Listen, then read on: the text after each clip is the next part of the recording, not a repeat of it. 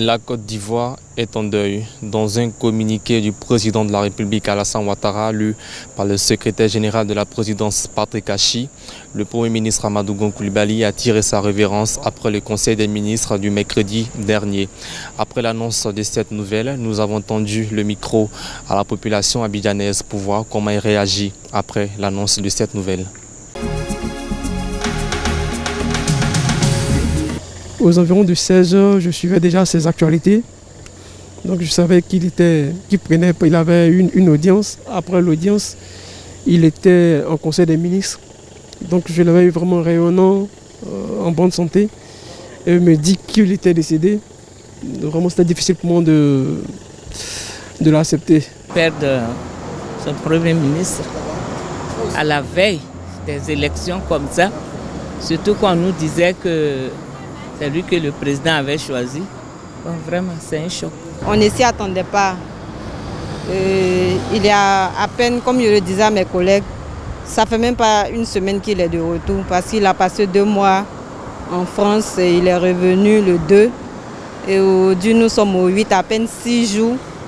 C'est-à-dire que pour quelqu'un qui a suivi des soins, on ne s'attend pas à ça. Je n'ai pas les mots pour qualifier ça, quoi. Quand j'ai appris la nouvelle, ça m'a vraiment touché. Je tenais vraiment à exprimer mes condoléances à toute la nation ivoirienne. C'est pas facile. Les condoléances à la famille aussi, au président de la République. En tout cas, du courage en fait. Du courage à toute la nation ivoirienne. Je n'arrive pas à croire. Sincèrement, je n'arrive pas à croire. Je ne sais pas. Je ne sais pas quoi dire, c'est difficile. Pénible, pénible, pénible. Dieu seul sait ce qu'il fait. Lui seul, il sait ce qu'il fait.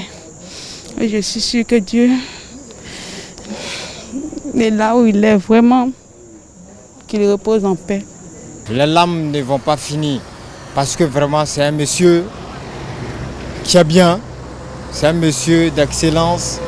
C'est notre bonheur qu'on attendait demain. Pour résumer, l'homme, c'est le résumé à ce qu'on appelle la loyauté. Il était un homme loyal.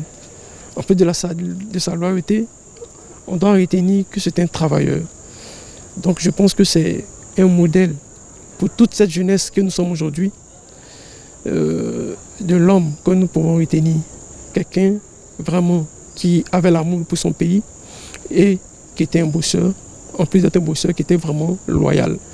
Donc je pense que ce sont ces vertus-là que tous jeunes aujourd'hui, nous devons nous accaparer de ces vertus-là et faire de ça notre bâton de pèlerin également. C'est un coup dur pour le gouvernement ivoirien, pour sa famille biologique, mais aussi pour son parti politique, le RHDP.